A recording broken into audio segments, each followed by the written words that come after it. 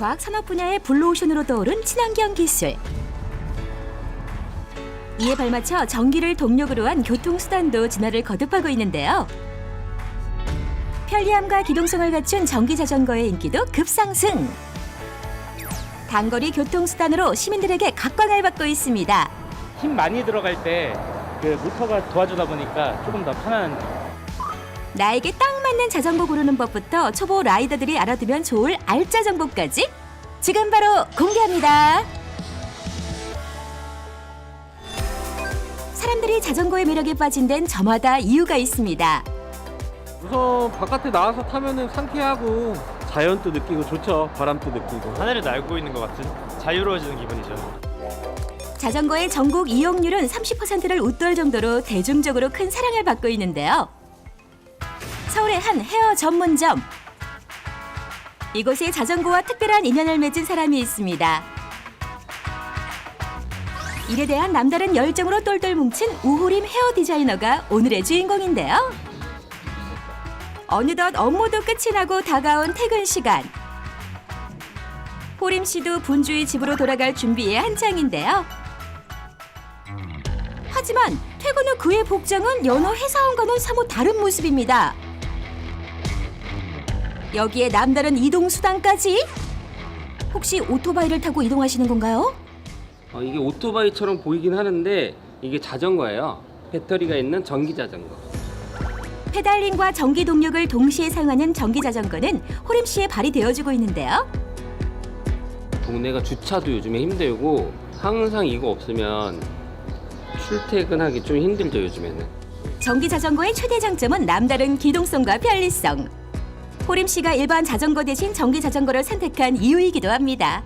그냥 일반 사이클도 타고 출근을 해봤거든요. 근데 출근하고 나면 땀이 너무 많이 젖어서 샤워를 하기도 할 수 있는 공간도 안 되고 바로바로 일을 하니까, 그러니까 손님들한테 좀 불쾌감도 줄 수도 있을 것 같아서, 그래서 이 전기 자전거가 있다고 해서 제가 이거를 바로 요즘에 가장 많이 이용을 하죠. 이제 전기 자전거의 매력에 본격적으로 빠져볼 시간. 라이더인 호림 씨에겐 러시아워는 문제가 되지 않습니다. 시원하게 달리며 바람을 맞이하다 보면 업무 스트레스가 확 사라진답니다. 날씨 좋다. 누구의 눈치를 볼 필요 없이 자신만의 시간을 오롯이 보낼 수 있다는 점 또한 전기 자전거가 주는 행복이랍니다. 풍경도 보고 이 바람도 바로 느낄 수 있으니까 그런 느낌이 너무 좋아요. 저는 그래서 요즘에 출퇴근이 되게 행복해요. 페달을 돌리다가 힘이 든다 싶으면 전기를 이용해 수월하게 이동하는데요. 오르막도 문제 없겠죠? 매일 반복된 출퇴근길도 지루할 틈 없이 전기 자전거의 재미에 푹 빠졌는데요. 오르막에 참 도움이 그런데 되겠네요. 오늘은 집이 아닌 특별한 장소를 향하는 호림 씨. 안녕하세요. 네, 어서 오세요. 저 아까 전화 드렸는데 네, 배터리 네. 때문에 제가 여기서 전기 자전거를 샀거든요. 그래가지고 부속품 구입이랑 정비를 좀 보고 싶어서 잠깐 들렸어요. 다양한 종류의 전기 자전거가 구비된 매장에선 주기적인 관리도 받을 수 있는데요. 저 이거 자전거 점검 좀 부탁드립니다. 아, 네, 알겠습니다. 네. 잠시만요. 작은 고장이 사고로 이어질 수 있는 만큼 꼼꼼한 점검은 필수. 배터리부터 바퀴, 여기에 각종 부품까지 전문가의 손길이 이어지는데요. 걱정과 달리 큰 문제가 발견되지 않은 호림 씨의 전기 자전거. 뒤쪽도 로터는 아직 괜찮으시거든요. 제 생각엔 한 200km 정도 더 타시면 그때 브레이크 패드 가시면 될 것 같아요. 전기 자전거의 경우 자동차와 마찬가지로 꼭 확인해야 하는 부분이 있습니다. 전기 자전거 같은 경우는 디스플레이 창에 거리가 나오기 때문에 그 거리를 보면서 아 내가 몇 킬로를 탔구나를 아실 수가 있어요. 평균적으로 500 정도에서 교체해 주시는 게 안전을 위해서 제일 좋은 것 같습니다. 요거를 시계 방향 살짝 조이시면 돼요. 한 반 바퀴 정도만. 사용자의 불편함을 접수해 애로사항을 해결해주는 것 또한 전기 자전거 매장만의 장점. 전기 자전거가 많은 사람들의 관심을 받는 이유는 이뿐만이 아닙니다. 일반 자전거는 사실은 운동 개념에 가까워요. 그리고 사실은 하다 보면 많이 힘들기 때문에 중간에 도전을 하려다가도 많이 포기를 하시거든요. 근데 이제 전기 자전거 같은 경우는 이제 모터의 동력을 이용하다 보니까 일반 자전거 대비 뭐 절반 이상으로 쉽죠. 운행을 하기가 힘이 덜 들죠. 그렇다면 초보 라이더들이 전기 자전거를 구매할 경우 어떤 부분을 꼭 확인해야만 할까요? 우선 전기 자전거를 구입하실 때요, 가장 먼저 생각해야 되는 게 가격이 아니에요. 제일 먼저 생각하셔야 될 게 구입 목적입니다. 동네 마실용도 있을 수 있겠고, 출퇴근용도 있을 수 있겠고, 아니면 뭐 하다못해 뭐 배달용도 있을 수 있잖아요. 그 목적을 아셔야지 그거에 적합한 자전거를 사실 수 있어요. 전기 자전거의 종류는 크게 두 가지. 핸들바에 장착된 그립을 돌리면 모터가 작동하는 스로틀 방식은 페달링이 불필요. 100% 전기 배터리 힘으로 구동되는데요. 페달링과 스로틀이 혼합된 전기 자전거 역시 전기 배터리를 동력으로 사용한답니다. 이게 전기 자전거용 배터리예요. 어떤 배터리를 사용하냐에 따라 전기 자전거의 성능은 달라지기 마련인데요. 가장 중요한 것 중에 하나가 사실은 뭐 이동기니까 안전이 중요하잖아요. 배터리만큼은 국내에서 생산한 제품을 사용하고 있습니다. 국내에선 까다로운 인증 절차를 통과해야만 전기 자전거 부품으로 인정을 받을 수 있는데요. 배터리와 충전기, 모터의 경우 KC 인증과 전파, 전자파 인증을 받은 국산 제품이 좋은 품질을 자랑한답니다. 전기 자전거가 가진 또 다른 장점은 간편한 충전 방식. 전기 코드만 있다면 어디서든 충전이 가능한데요. 휴대폰 충전하지 꼽으시면 돼요.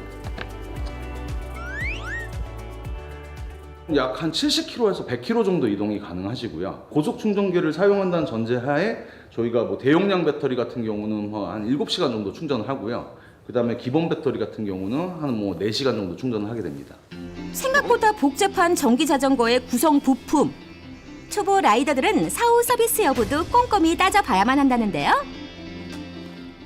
브랜드 인지도하고 AS가 잘 되는지를 확인해야 돼요. 왜냐면은 전기 자전거는 일반 자전거점에서 수리가 안 돼요. 그럼 뭐냐면은 A라는 브랜드가 있을 때 그 A라는 브랜드 회사에서 AS 잘 안 해주면요, 전기 자전거를 구입하고 어디가 고장나게 되면 아예 사용을 못하게 됩니다. 구입하려는 그 자전거 회사의 인지도하고 AS가 잘 되는지를 한번 또 확인해 보셔야 돼요. 전기 자전거 동호 회원들과 함께 그룹 라운딩을 즐긴다는 사장님. 새로운 인연을 쌓음과 동시에 개발에 대한 조언을 듣는다는데요. 다양한 손님들에게 품질 좋은 전기 자전거를 제공하는 것이 가장 큰 목표랍니다. 이를 위해 디자인은 물론 생산까지도 직접 책임지고 있다는데요. 젊은 층의 이제 부모님들, 그다음에 뭐 배달하시는 분들도 계시고, 그다음에 가장 큰 거는 이제 등하원이나 아니면 이제 출퇴근하시는 분들을 위해서 지금 제작하고 있는 거고요. 아마 뭐 출시는 한 2개월 정도 뒤에 될 것 같아요. 노란색이 나오는 전기 자전거 수요 인구가 증가하고 찾아오는 손님도 늘어나면서 작은 꿈도 생겼답니다.